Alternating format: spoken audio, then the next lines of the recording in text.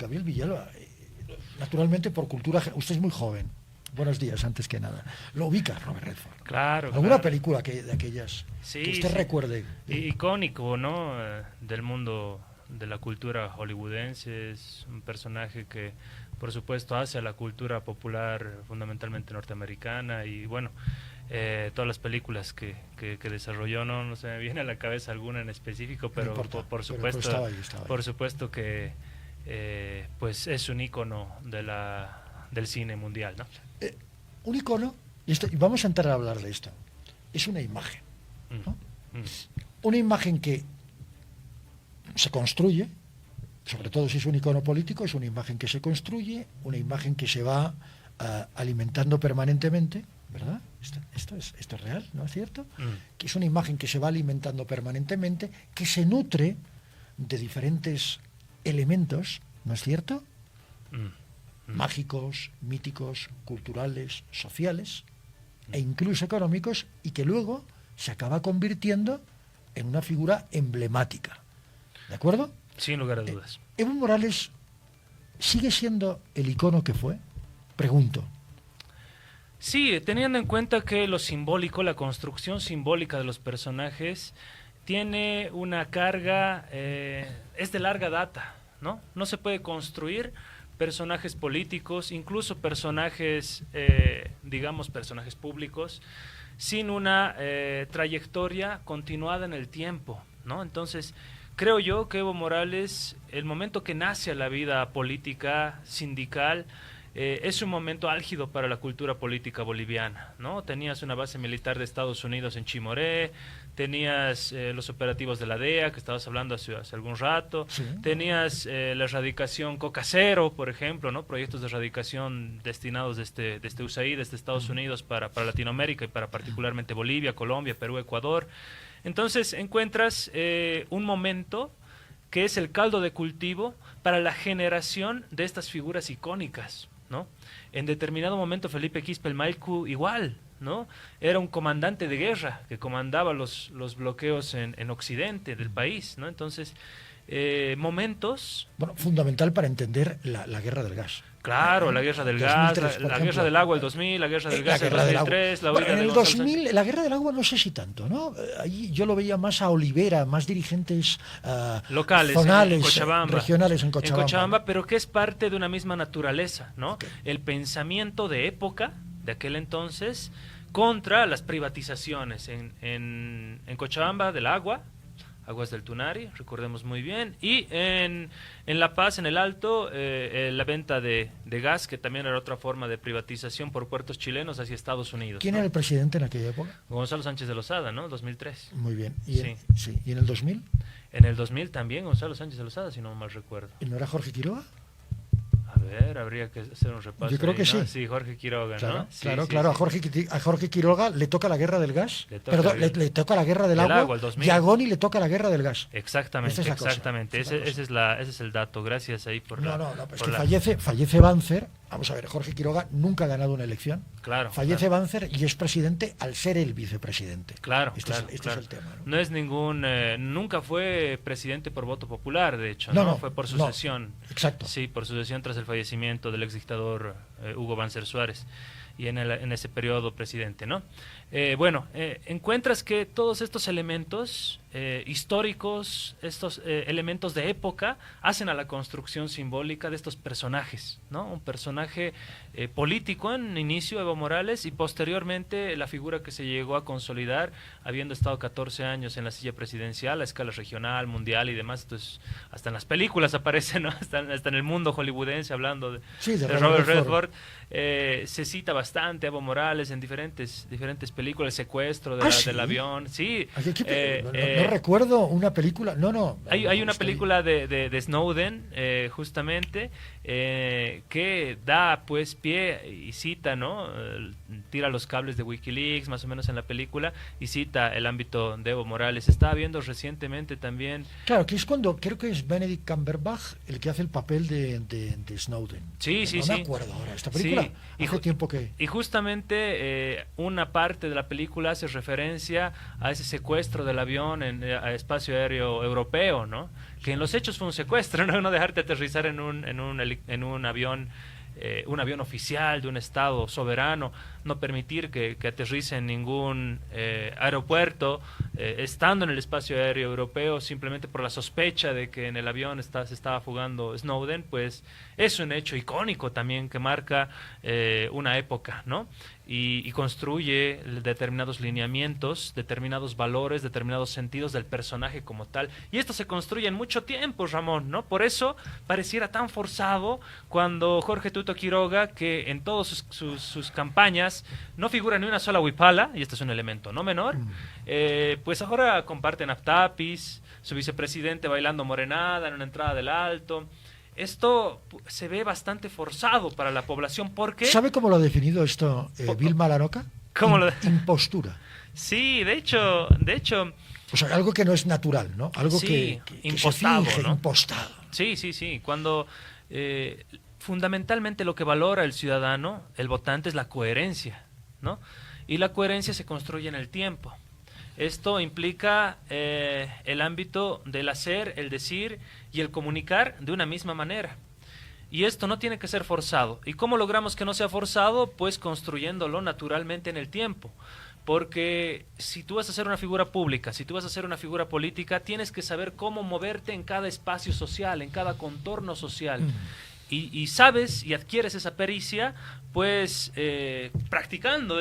La política es el arte de la vivencia cotidiana para entender la necesidad de las personas, ¿no? Si tú has vivido... Yo había entendido la política es el arte de la viveza cotidiana. No. Vivencia. Pero también de la viveza, no nos engañemos. Algunos sí, claro. Algunos vivos hay. La gran mayoría, ¿no? De hecho, alguna vez lo hablamos acá, Enrique Dussel nos hablaba bastante, ¿no? De la ética en la política, esos valores que siempre los hemos propuesto acá en el debate cotidiano que realizamos, Ramón, y que pareciera que se van extinguiendo poco a poco, ¿no?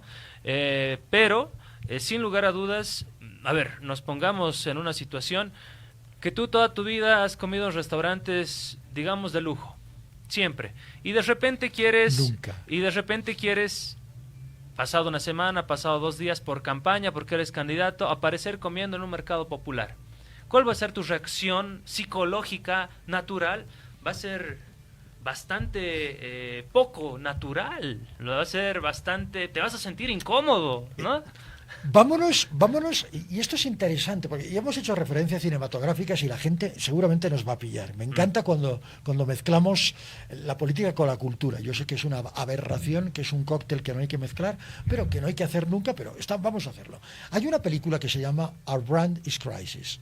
Nuestra marca es la crisis. Es una película de Sandra Bullock. Sí. ¿no? Bastante conocida. Muy interesante, que se rueda además en Bolivia. Sí, de consultores políticos. Justamente. De consultores políticos en la supuesta campaña de Gonzalo Sánchez de Losada. Sí, muy buena. Que Gonzalo Sánchez de Losada, está interpretado por Joaquim de Almeida. No se llama, el actor se llama Joaquim de Almeida, pero no se llama cualquier otra cosa, el personaje, ¿no?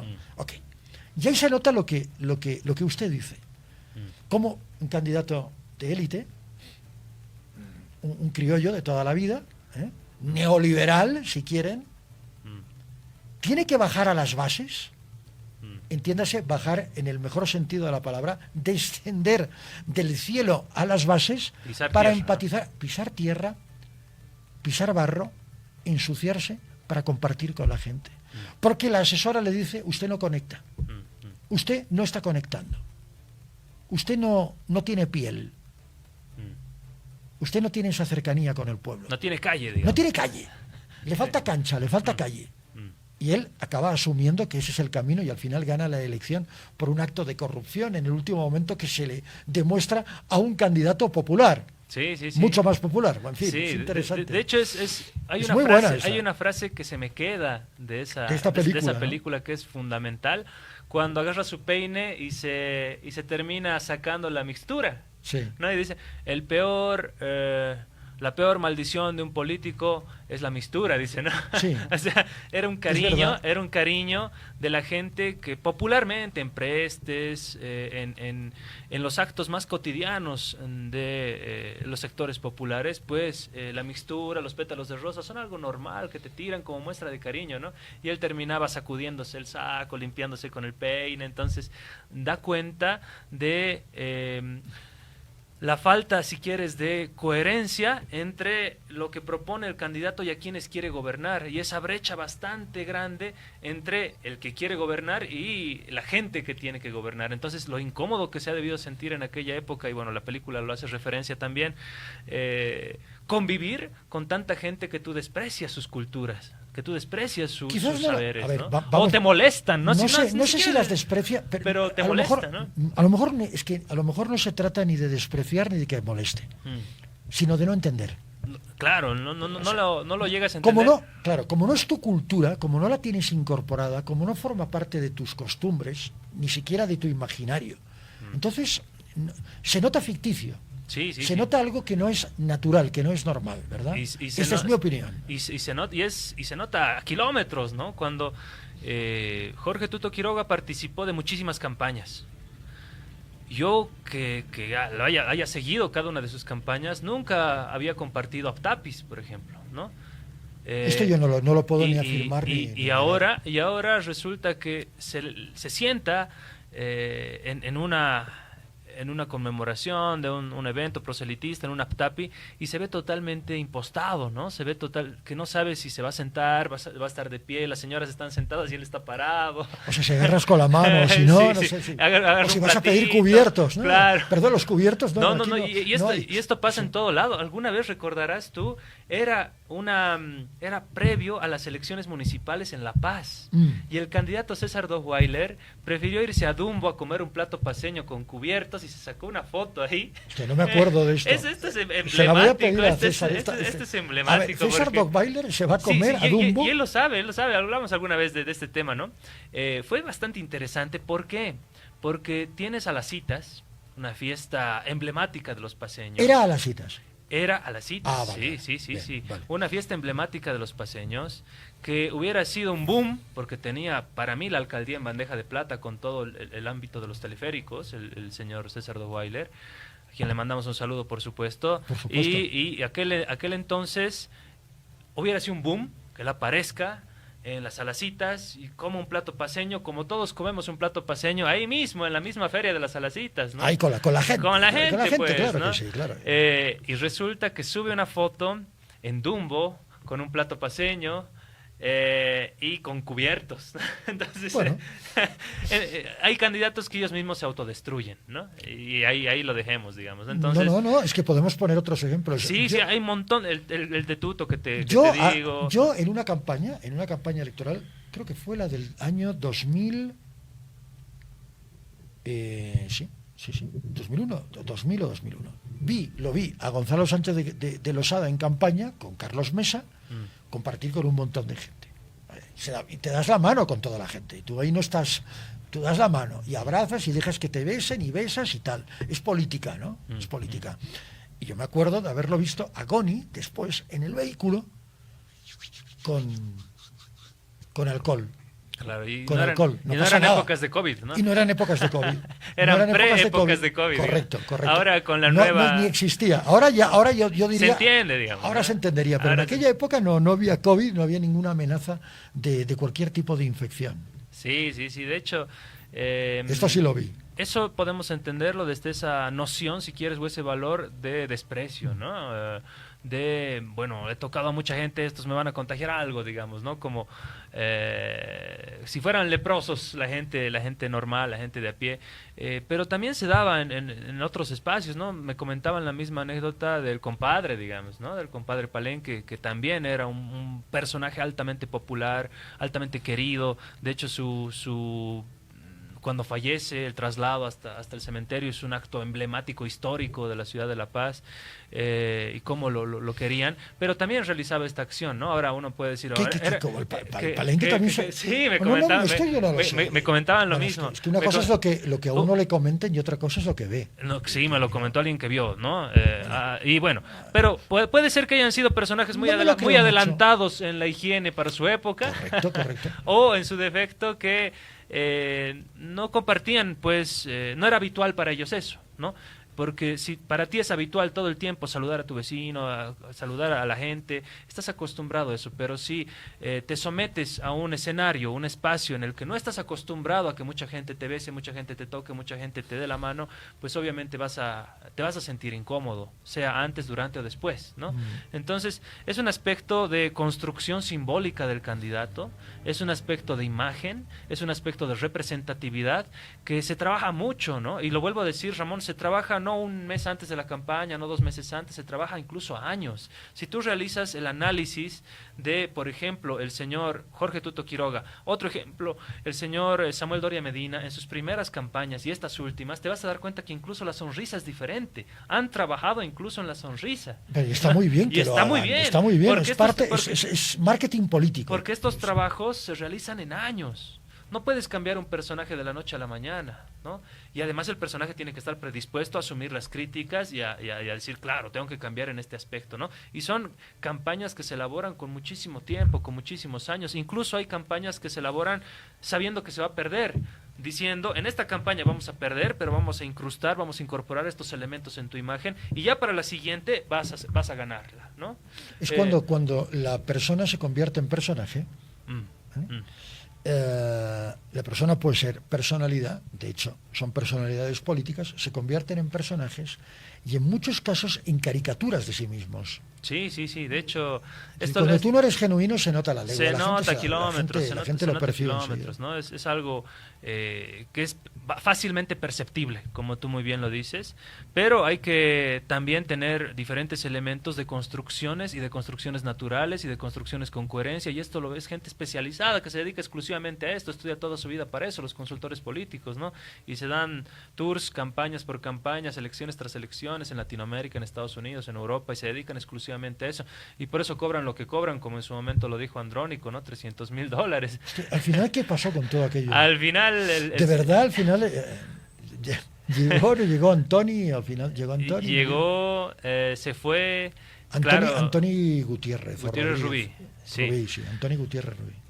Justamente si tu candidato te está exponiendo de esa manera y tú no cuentas, lo que hablamos en algún programa, ¿no? Sí. Y tú no cuentas con la visa de trabajo, por supuesto que vas a preferir dejarlo todo. Cobró no. Claro, que yo sepa, por declaración del propio Andrónico, dijo que eso era lo que costaba. Y un consultor político, por lógica, no trabaja un solo día sin que le pagues previamente, ¿no? Correcto. Dígame una cosa, esta declaración de cierta solidaridad de Evo Morales hacia Edman Lara, ¿tiene algún tipo de asidero? Usted que es muy cercano al expresidente. Creo que tienes 4 personajes, ¿no? En la disputa de la contienda electoral, en una eventual segunda vuelta, la segunda vuelta que vamos a vivir. Tienes un personaje, Jorge Tuto Quiroga, que es estrechamente, si quieres, aliado de los eternos enemigos de Evo Morales, y él mismo se considera un furibundo opositor a Evo Morales, ¿no? En el caso de Tuto Quiroga. Tienes a un JP Velasco que recién está empezando y de hecho ha mejorado bastante, ¿no? De comparar los satélites con los cohetes. Lo hemos señalado en alguna ocasión. Sí, parece que ha digievolucionado, digamos. No, lo que ha pasado... Sí, está bien. Claro, hay asesores de campaña, estoy convencido, que le han dicho, ok. Sí. Estás siendo candidato a vicepresidente. Ubicate.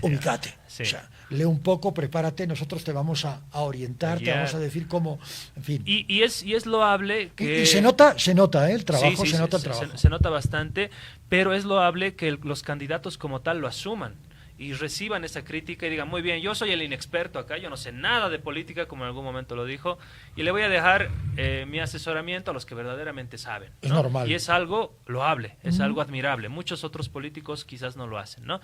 Y por el otro lado tienes a un señor Rodrigo Paz Pereira, que es bastante inteligente, ¿no? Él no sale con improperios contra Evo Morales, no sale contra improperios contra unos o contra otros, o sea, es el político también formado por su padre, ¿no? Esto hay que decirlo claramente, es un político bastante inteligente, bastante astuto, que sabe muy bien mantenerse equilibrado en sus declaraciones. A ver, inteligente es un delfín. Sí, ¿de acuerdo? inteligente en la política. Okay. Inteligente en la política. Entonces es astuto. Astuto, inteligente okay, en la política. Los delfines no hacen política, sino ya hubieran gobernado el mundo, como en un capítulo de Los Simpsons, ¿no? ¿Verdad que sí? Es verdad.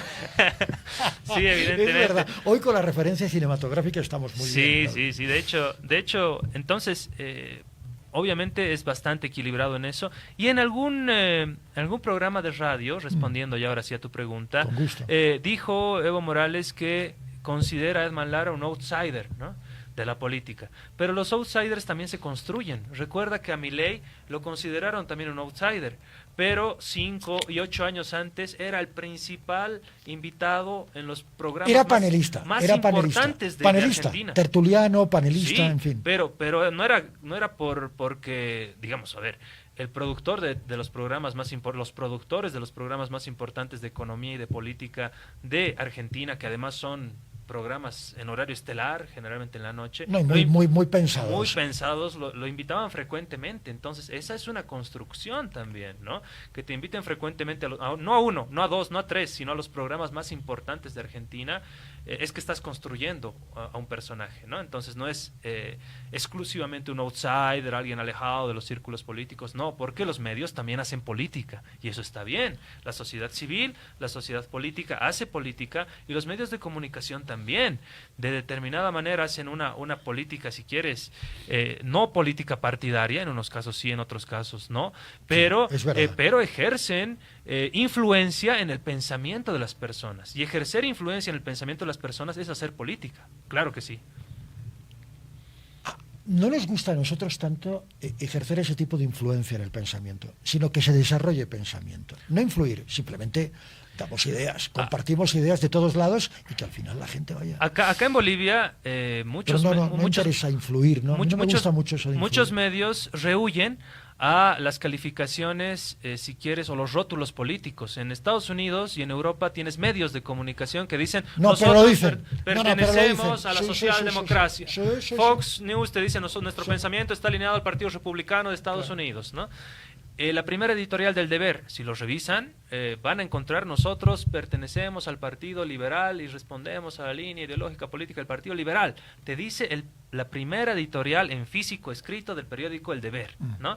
Y muchos otros periódicos así, pero pareciera que en la modernidad los medios se visten... el derecho del consumidor es saber qué es lo que consume. Claro. ¿Verdad? Eso es la... Y se visten con un rótulo, somos imparciales, somos ecuánimes, somos esto, somos el otro, cuando no es pecado que lo digan, nuestra tendencia es esta, y estaría bien. No creo que por eso la gente dejaría de consumirlos. Lo que pasa es que, claro, la crítica que hace Evo, que la hizo el domingo, ¿no?, en Causa Chuncoca, lo dijo, bueno, es que los medios de comunicación ahora están atacando a Lara como a mí me atacaron y se está gastando un montón de dinero en propaganda. Bueno, durante su gobierno se gastó una importante cantidad de dinero en propaganda, ¿no?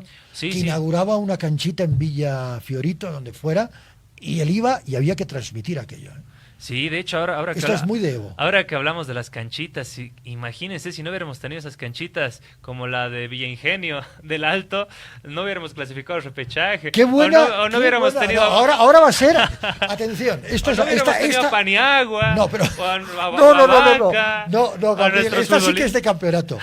Vamos al repechaje gracias a Evo. Bueno. Sí, de hecho sí. No, de verdad, yo me voy. No, está muy bien, Gabriel, está muy bien buscado. Durante ¿Qué gobierno se construye este estadio? Claro. 2013, se termina de construir 2017, durante el gobierno de este personaje, ¿no? De hecho, las canchitas no eran canchitas como tal, era una promoción a el desarrollo deportivo de las nuevas generaciones. En mi generación no había juegos deportivos plurinacionales, yo hubiera querido, por ahí hubiera sido algún futbolista. Correcto, ese no es el punto. Yo lo que me voy es a la utilización de los medios de comunicación del Estado y no estatales, justamente con fines de propaganda, y esto lo hizo mucho el gobierno de Evo. Sí. De hecho, esto es real. El gobierno de Arce también. El gobierno de Arce todos también. Los gobiernos, Yanine, el que venga lo va a almuerzos con Gonzalo Sánchez de Lozada y Carlos Mesa con los periodistas, ¿te acuerdas? Sí, nunca fui. Sí, no, A mí salen en la película, salen en la película. Sale en la película, a mí no me han invitado nunca. No, son... Tampoco hubiera ido. Pero entonces, ¿por qué? Que yo escojo con quién comer. Entonces, ¿por qué la importancia de los medios? Me animo a decir. ¿no? Claro que sí. La importancia de si los políticos tienen tanto interés en los medios, es que los medios son muy importantes. Hombre, claro. Hacen y deshacen el pensamiento político, el pensamiento de época, el sentido común. Imponen agenda, deciden de qué se va a hablar, de qué no se va a hablar, qué se va a tapar, qué se va a exacerbar. Son indudablemente preponderantes, ¿no? Para el quehacer político, el quehacer económico, el quehacer incluso cultural, ¿no? Entonces, esa es la gran responsabilidad. En muchos países se dice el cuarto poder, ¿no? En nuestro país sería el quinto poder, porque tenemos 4 órganos de Estado o 4 poderes del Estado. Indudablemente es poderosísimo en conjunto los medios de comunicación. Y hay que controlarlos. Es decir, desde la mentalidad de los gobernantes hay que ejercer un control sobre los medios de comunicación. Lo hacen absolutamente todos. Aquí no existe la inmaculada concepción. En todo lado, Bukele, Milei, te vas al otro lado, Trump, donde vayas, ¿no? Maduro en Venezuela lo hace todo el tiempo. Sus propios medios, ¿no? La creación de medios de comunicación para contrarrestar, si quieres, ese gran emporio que es O Globo en Brasil, por ejemplo, que es el Clarín en Argentina. Que son grupos, ¿no? Grupos de comunicación empresariales poderosísimos, ¿no? Poderosísimos. Emporios mediáticos, ¿no? Son emporios mediáticos. Entonces, bueno, es válida en esa batalla comunicacional, en esa batalla de las ideas, por supuesto que sí, pero también se debe decir a la gente, nosotros estamos comunicando con esta línea. Y es loable, la gente no va a dejar de escuchar o dejar de verte porque tú expongas bajo qué línea estás comunicando, porque a eso le gusta a la gente. Incluso los algoritmos de Facebook, de Twitter, ahora X, del mismo TikTok, siempre nos referencian lo que nos gusta, ¿no? Los algoritmos son autorreferentes. Nosotros consumimos con lo que nos sentimos bien al consumirlo. ¿Y cuál sería el algoritmo del balotaje? Esta es una pregunta durita. Este posicionamiento que se ha dado de guerra sucia, ¿no? A mí No, ese sería el hashtag. Hashtag guerra sucia. El algoritmo es otra cosa. Unos denuncian guerra sucia, otros... Pero, mira, yo entro a ver videos en YouTube y me aparece un señor que está hablando desde Washington diciendo Bolivia se constituye y esto por supuesto lo van a ver ustedes. ¿Cómo? A ver, uno entra a YouTube, sí, y le va a aparecer propaganda. No creo que sea yo el único al que le aparece esto, porque la propaganda se paga. ¿Lo comprobamos? Sí. ¿Podemos hacerlo? Pongo a cualquier video y ahí me aparece cualquiera. Política en Bolivia, pon un video en YouTube y te va a aparecer mientras estás viendo el video esta propaganda pagada de un señor, desconozco quién sea, con el fondo de la Casa Blanca de Estados Unidos. Perdón, no, de Washington, el Congreso de Washington. El Congreso, el Capitolio, exactamente. Sí. Los países se dividen, hay momentos históricos de los países en los que tienen que seguir cayendo en esto, o tienen que dar un salto cualitativo y cambiar el destino y no caer como en las dictaduras de Venezuela, tanto. Y ¿quién es este tipo y por qué está hablando de Bolivia? ¿Y por qué me ponen esta propaganda, digamos? Que no la has pedido. Que no le he pedido yo, digamos. Y cuando recurres a otro video de YouTube, lo mismo, ¿no? Propaganda de Pero Jorge eso pasa porque usted no está pagando el YouTube Premium. Sí. Si usted paga el YouTube Premium ya no tiene propaganda. Claro, pero generalmente el común denominador de todos nosotros, incluido tú, Ramón, sí, no tenemos YouTube Premium. No tengo yo, ni me interesa. Y nos pasa esto. Te lo voy a conseguir exacto y te voy a pasar el nombre de este señor. ¿Quién será? Lo voy a investigar. Ahí está, se comprobó. Dionisio Gutiérrez, oye, me suena. Y es con todos los elementos que hablamos del simbolismo. Alto. ¿Lo tienes? ¿Lo tienes? Y es bastante... Roberto Castro, perdón, Gabriel, ayer, presidente del Partido Demócrata Cristiano, presentó ante el Tribunal Supremo Electoral denuncias sobre guerra sucia y la injerencia de la Fundación Libertad y Desarrollo, cuyo presidente es el guatemalteco Dionisio Gutiérrez. Ahí está, hicimos trabajo periodístico de investigación en Minutos. No, lo acabo de encontrar. O sea, no es que lo Con tus tengo aquí apuntes, con lo que buscaron. Con lo que dije. No, es que lo vamos a ver. Sí, porque además, Gabriel, lo vamos a ver inmediatamente. Para Esto no estaba, ¿no? En absoluto lo teníamos preparado, ¿eh? No era programado. Nada, no, aquí nada, no va nada. Totalmente en vivo. No hay guión. Y es lo bueno, que no haya guión.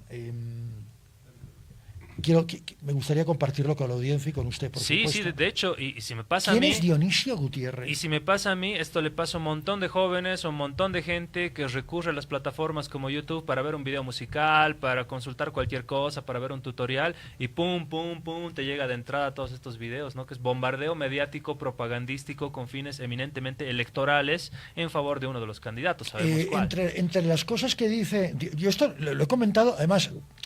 Para el que tenga dudas, yo este comentario ya lo hice a las 7:00 de la mañana, porque me refería a este tema. Dionisio Gutiérrez se refiere al binomio, porque además va contra el binomio Paz-Lara. Sí, sí, sí. Dice, el Evo y el Chávez de Bolivia, uno.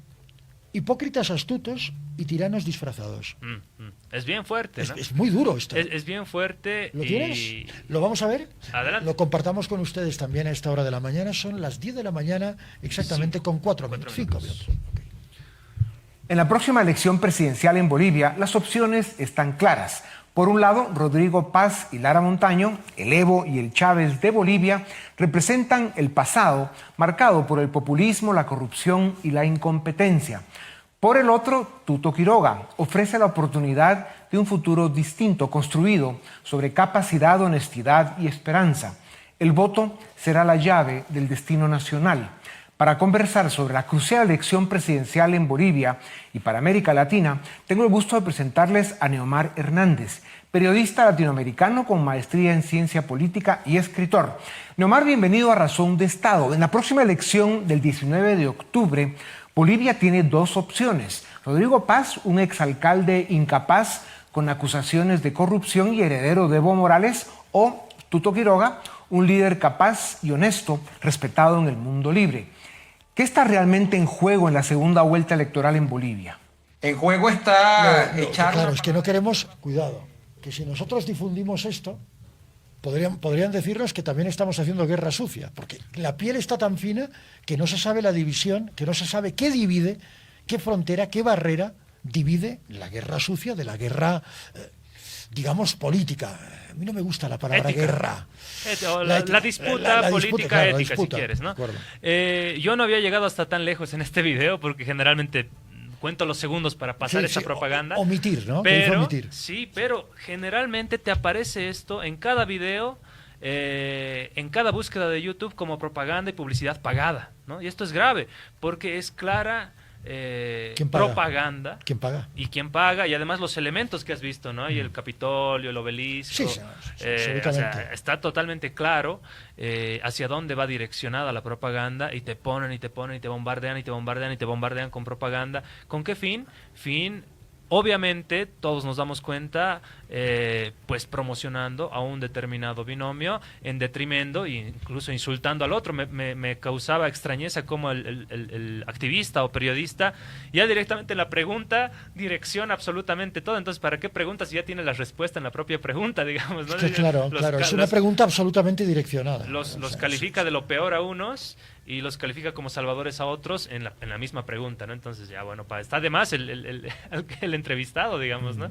Entonces tienes esta clase de elementos que esa es una de las plataformas. Si te vas a otra plataforma que tenga esta clase de publicidad, por ejemplo Spotify o cualquier otra, vas a encontrar esta clase de anuncios pagados que se está invirtiendo muchísimo dinero, ¿no? La geopolítica, a mi modo de ver, la geopolítica de dominación imperial norteamericana, que siempre ha considerado el control de la gran isla americana, Norteamérica, Centroamérica y Sudamérica, como un asunto interno de Estados Unidos, pues está, al parecer, incluyendo a Groenlandia, también. Sí, de hecho es fundamental. Es fundamental Groenlandia, por las tierras raras y todo esto. Sí, de hecho es fundamental, ¿no? Sí. Entonces, encuentras que existe nomás, pues, este bombardeo propagandístico con fines estrictamente electorales, y la elección de Bolivia no había sido un asunto solamente de los bolivianos, ¿no? Parece que confluye intereses geopolíticos mucho más grandes y mucho más, pues, puntuales de los que estamos percibiendo todavía. Ahora que no está en carrera política, pero que está en campaña, porque además Evo Morales va a seguir en campaña permanentemente, ¿cuándo lo voy a poder entrevistar? Yo siempre que viene Gabriel Villalba le digo, ¿para cuándo mi entrevista con Evo? Sí, no, la tenemos que hacer con gusto y me encantaría verlos jugar también una partida de ajedrez. Hemos quedado... Eso sería buenísimo, ¿no? Sí. Esa, escojo las fichas negras. Tipo esa imagen de Cristiano Ronaldo con Lionel Messi jugando ajedrez, ¿la viste? Sí, pero no. Tipo, podemos hacer la pose. Sí, pero no. Sí, queda pendiente. Esos son niveles a los que no llego, pero la siguiente que puede estar ahí, de hecho estuvimos en el programa de radio, nos invitó hace unas 3-4 semanas, si mal no recuerdo. Le voy a plantear nuevamente esto, entonces... Pues obviamente se le va, ¿no? Me dice, no pasa nada. José Alonso Rivera Durán dice, Evo Morales también pagaba periodistas o nos estamos olvidando de Neurona Consulting, de Pablo Iglesias, Monedero, Errejón y compañía, es decir, Podemos. Había una relación directa con todo esto. Sí. Ahora, vamos a ver, esto no era guerra sucia. ¿Esto sí es guerra sucia? De hecho... ¿Cómo? ¿Marcamos la diferencia? Claro. De hecho, si yo mal no recuerdo, esas consultoras de Neurona, Protona y demás estaban destinadas estrictamente a campañas electorales presidenciales y generalmente se dedicaban a hacer lo que hemos referenciado también en la película, estos grupos focales, esta generación de contenido audiovisual, visual, propagandístico. Pero, ¿no? ¿y los guerreros digitales no formaban parte de la guerra sucia en algún momento?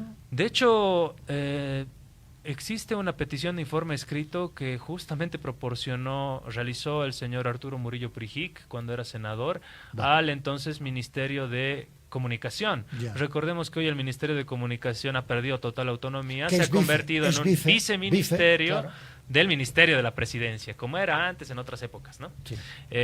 Y sacaba una lista de guerreros digitales, supuestamente, ¿no? Que eran trabajadores o funcionarios de aquel denominado Ministerio de Comunicación. Si hacemos un trabajo nuevamente periodístico comparando esa información que es pública, vas a encontrar que esos guerreros digitales al parecer habían sido mercenarios, ¿no? Porque terminaron ejerciendo funciones con el gobierno de el señor Luis Arce Catacora y atacando furibundamente a Evo Morales, ¿no? Y tienes nombres y apellidos, incluso jefes de campaña ahí vinculados, ¿no? Que formaban parte de esos grupos. Entonces, al parecer se ha convertido en una profesión eso de especializarse en la guerra sucia, ¿no? Y no necesariamente por convicciones ideológicas o políticas, sino al mejor postor. Yo tengo mi granja de trolls y te destruyo a tal personaje por esta cantidad de dinero, ¿no? Me busca otro candidato, me ofrece más, me voy al otro lado, ¿no?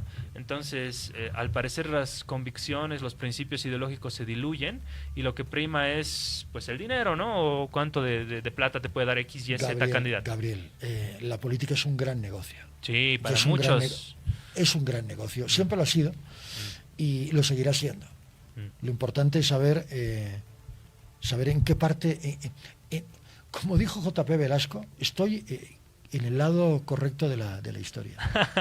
Sí, de hecho, que utilice esa frase emblemática de Fidel, por ejemplo, del Che Guevara, es algo que también se trabaja, Fue muy gracioso todo. Pero, indudablemente, volvemos nuevamente a Enrique Dussel, ¿no? Y todos estos sus escritos de ética en la política, creo que estas charlas, estos debates, son justamente para eso, para tratar de imponer esos valores en una política que pareciera degenerada, que pareciera que la ética está por un lado, la política por el otro, cuando debiera haber cierta conjunción, incluso en las políticas económicas tienen que ser éticas con la gente, por supuesto que sí, las políticas financieras, las políticas monetarias, las políticas sociales, sobre todo las económicas. Por supuesto que todo lo que tiene que ver con políticas. Ahora, política y ética es lo que en literatura se llama, es una figura literaria que se llama oxímoron, que es una contradicción en sí misma. Es como cuando utilizas inteligencia policial o militar, ¿no? Es un oxímoron.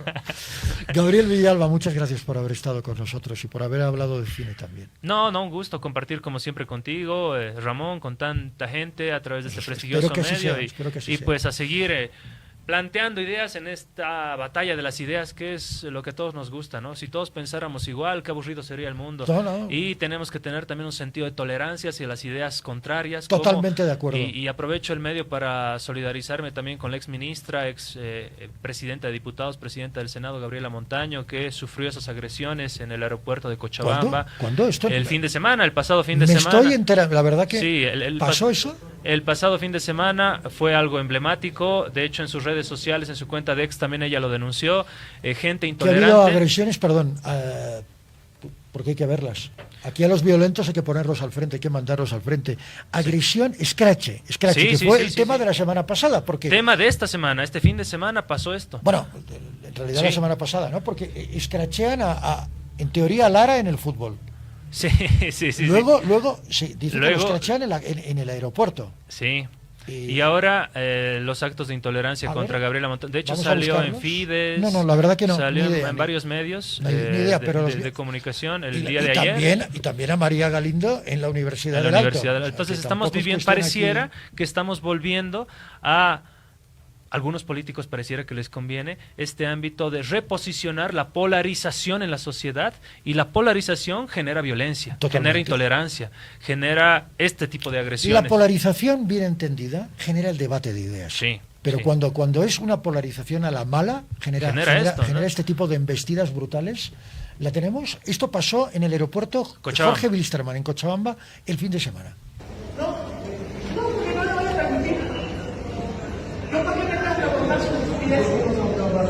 Yo qué le hice a usted, al pueblo boliviano nos hizo, hacer a la calle su boca. Yo no le tengo por qué aguantar.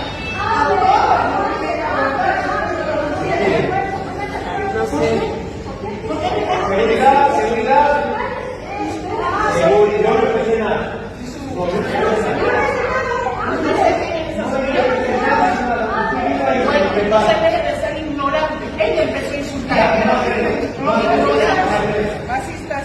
Ignorante. Ignorante. Ignorante. Ya, basta. Bueno, esto es una muestra más de intolerancia. Creo que fue Jaime Dun quien lo dijo hace un instante. Cuando uno es, o no, Andrés Gómez, cuando uno es una personalidad pública, está expuesto a este tipo de cosas. Pero hay algo que se llama educación. Claro, claro. Hay algo que se llama respeto. Hay ciertas barreras de la educación y del respeto que no se tienen que traspasar. De hecho, cuando Y tú además eres estás en un ámbito en fin, público, Claro. totalmente público, cuando tú eres un personaje público y político más, tampoco puedes por qué admitir que te insulten, que te agredan, No, para además nada. entre varios, y agachar la cabeza, ¿no? Por eso aplaudo la posición de Gabriela Montaño, una posición de salir y decir, ¿por qué me están haciendo esto a mí? ¿Por qué me están insultando? ¿Por qué me están agrediendo? ¿Masista es un insulto? ¿Por qué llaman a la seguridad del aeropuerto? ¿No? Y su reflexión en X es bastante interesante, porque no tenemos por qué agachar la cabeza. Muchas veces cuando tú vas tras campañas y demás, ibas con tu polera, digamos, de campaña, azul y blanco, negro, del MAS, a un restaurante y la gente te miraba feo, te trataban mal, lo veían, ¿por qué me trata así? Es una provocación, ¿cómo va a venir con esa polera aquí, digamos, ¿no? Entonces, son aspectos que parece que la tolerancia en nuestra sociedad... Nos hemos vuelto muy Nos intolerantes. hemos es vuelto verdad. intolerantes, Es nos hemos verdad. vuelto intolerantes. ¿Qué daño te hace unos colores? En el 2019, en la Plaza Rioseño, recordarán muy bien, toda la gente que vivió esto, los medios de comunicación también lo posicionaron y respondieron a esta agresión, que fue bastante brutal, a un joven repartidor de refrescos La Cascada, que estaba llevando una polera azul, y en aquella efervescencia del 2019 lo acusaron a este señor de masista y lo comenzaron a golpear, lo patearon en el piso y demás, solamente porque Brutal. llevaba una polera azul, y para ellos, para la gente que estaba agrediendo a este señor, era masista. Es una ¿no? brutalidad. Entonces, y el señor decía, yo soy trabajador de La Cascada, ¿por qué? O sea, tenía que venir con otra polera, tenía que tener la precaución o la previsión de venir con una polera, digamos, amarilla, blanca, negra o de otro color, o vivir en un país con ese miedo así a la intolerancia es algo pues grotesco, ¿no? Que lo vuelvo a decir, me solidarizo con todavía- Gabriela, y hay que generar todo ese sentido de ideas que estamos viendo acá en tu programa, Ramón, para erradicar esta clase de actitudes. Y todavía, Gabriel, no lo hemos visto todo, desafortunadamente. Ahora sí lo despido, Gabriel. Un gusto. No, muchísimas gracias, Ramón. Quiero- un no gusto. quiero retenerlo, y menos con la maleta llena de contenido que lleváis. Gracias por haber venido.